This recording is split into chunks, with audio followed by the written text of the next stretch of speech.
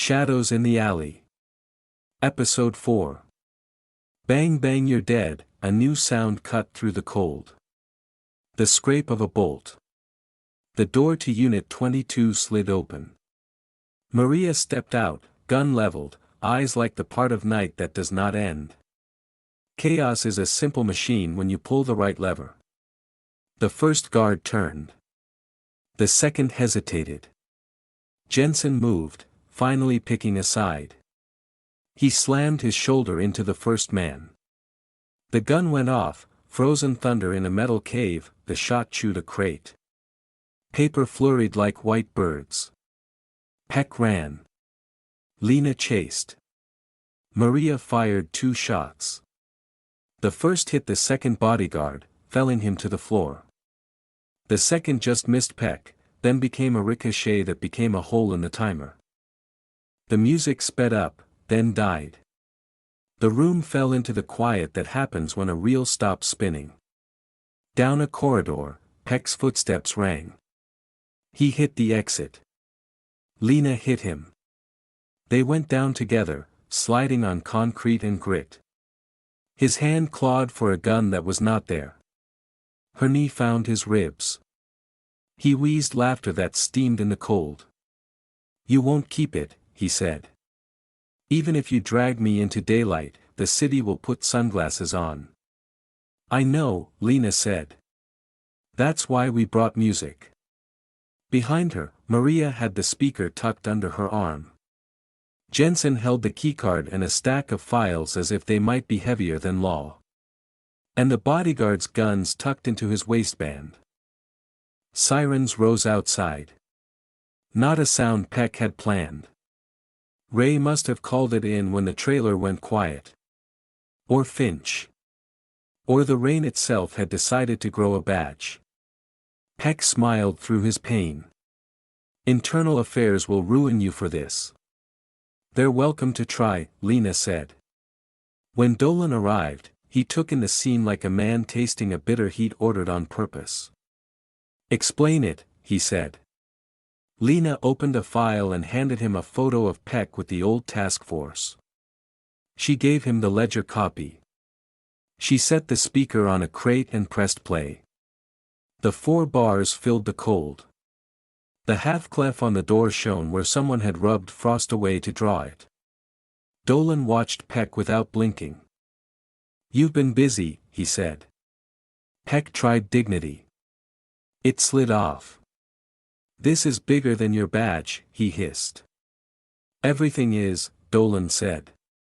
He nodded to his officers. "Cuff him." As they led Peck out, he looked back at Lena. "Begin again," he said softly, like a blessing he hoped would curdle. Outside, rain stitched the river to the city. Jenson stood with his hands in his pockets, files under his coat. "You saved our lives," he said to Maria. "I interrupted your death," she said. "It isn't the same." Dolan approached Lena. "This will not be clean," he said. "It never is," Lena said. "We'll need statements," he said. "We'll need to decide how much of a symphony the public gets." "Give them the melody," Lena said. "They can learn the rest." Maria stepped to the edge of the loading dock, rain needling her hair. "My list is shorter now," she said to no one in particular. "It ends," Lena said. Maria looked at her. "Some songs don't end. They fade." "Fade with me alive," Lena said. Maria's mouth almost found a smile. "We'll see." She vanished into the rain the way some people extinguish a light, not by leaving, but by taking the darkness with them. Lena waited until the sirens smoothed into distance. She turned to Jenson. The space between them felt like truth finally aired out. "You going to write me up?" she asked. "I'm going to write it how it happened," he said. "And I'm going to resign from whatever club they thought I was in." "Good," she said. "Because we're not done." He frowned. "Peck's in cuffs. The boxes are ours." Boxes don't sing by themselves, Lena said. She looked at the river. The rain made small crowns on it and then erased them. Somebody taught him the song. The cassette clicked as if agreeing. The loop restarted. 4 bars. A hiccup. 4 again. Far across the water, a light blinked in an office no one admitted was occupied after midnight. It blinked twice, paused, and blinked twice again. Not random. A pattern. Lena pulled her collar up against the weather. She had crossed a line once and found there were more lines beyond it. Like streets that only revealed themselves in rain. The light in the office blinked again as she walked to the end of the pier. The melody wasn't finished. The symbol, the half-clef, the curl that Maria Varga claimed as her own, was now painted on walls she had never touched. Someone else was playing conductor, and the city was beginning to listen. She turned and headed for the precinct, slowly. She took off her coat and hung it to drip with numerous others. The precinct smelled of burnt coffee and wet boots. Jenson sat at his desk, pale, his notes stacked like a barricade. He hadn't spoken much since Riverside cold storage. "You're writing me out of the report," Lena said. He looked up, eyes weary. "I'm writing us both out. Internal affairs will chew us raw if they know how much we let Varga slip." "She's not the enemy," Lena said. "The registry is." Jenson's jaw tightened. "Then why is she killing again?" He slid a file across the desk. A photo of a man in a tailored suit slumped against the hood of a Cadillac, throat carved clean. The symbol chalked across the windshield. "Who?" Lena asked. "Deputy DA Howard Mills," Jenson said. "He prosecuted Varga's father." Lena studied the photo. The cut was too precise, too clinical. That's not Maria's style.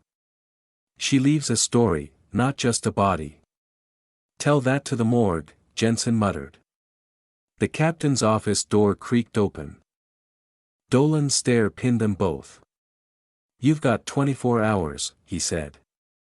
"Find me Maria Varga or find new jobs."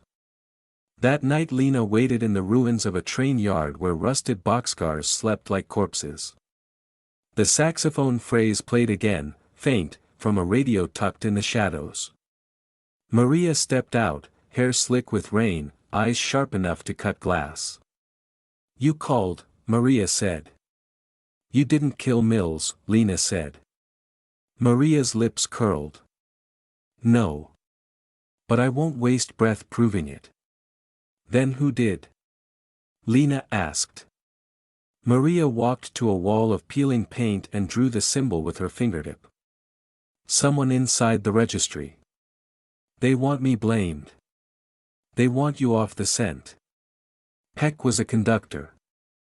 "Yes, but every orchestra has more than one hand with a baton." Lena's pulse quickened. "Then we flush them out. Together." Maria looked at her for a long moment. "Careful, detective. Standing with me means standing against everything you've sworn to protect." "I crossed that line already," Lena said. 2 nights later the city's elite gathered in the marble hall of the Continental Club, chandeliers blazing above glasses of champagne. Lena slipped through in borrowed velvet, hair tied back, eyes scanning. Jenson was there, too, dressed in black tie, whispering to men who had shaken Peck's hand. The saxophone phrase floated through the hall, not from a jukebox this time but from a live band on stage. Maria's mark appeared suddenly on the projection screen behind them, glowing like a curse. Gasps rippled through the crowd. Security stormed forward. The lights cut. Chaos. Guards yelling orders. Flashlights from security. A camera flash, not once but twice. Screams. More yelling. When the lights returned, Howard Mills's replacement, another official tied to the old task force, was slumped over the banquet table, dead. The symbol was painted on the linen in red wine. Lena locked eyes with Maria across the chaos. Maria's eyes flicked to Jenson. She had watched him in the shadows, watched him take a knife from the banquet table and sink it into Mill's replacement. She had taken photographs with the Polaroid still firmly in her hand. Together they confronted Jenson. Chaos still buzzed around them. "You've been their hand all along," Lena said. "Or are you the conductor?" Jenson sighed. "I kept the city stable. Heck promised order. The registry isn't corruption, it's survival. You killed Mills to frame Maria." "You don't understand," he said softly. "She'll burn everything. I've been protecting you from yourself." Lena's hand found her gun, her heart pounded like a second clock in the room.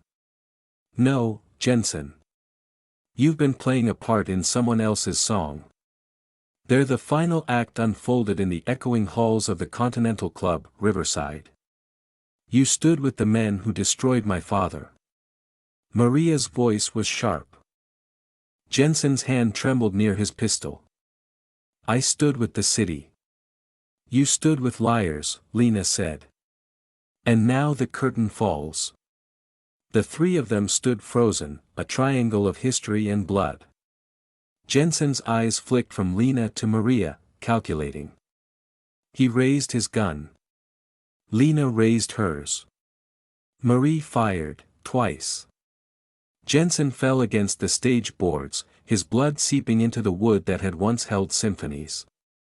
He whispered something before the dark claimed him, "Order. Always order. I saved you and the Justice Department a job," Maria said.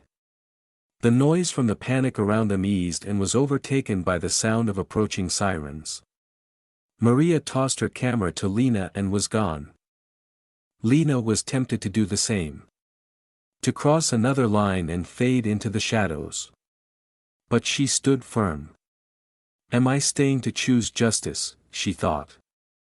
"Or is justice just another name for the story told by whoever survives?" Back at the precinct, Lena wrote her final report. She left the last page blank, slid the cassette inside, and sealed it in an envelope marked evidence. Then she locked it away, knowing someday another detective would open it and hear the melody again. That night she walked through the alleys of Chicago, neon bending in puddles, saxophone notes drifting on the wet air from some forgotten bar. She pulled her coat tighter, steps echoing in the dark. The case was closed. But the music would never stop. She whispered to the city, to the ghosts, to herself. "Begin again." And the city, cruel and luminous, answered with a heavy silence.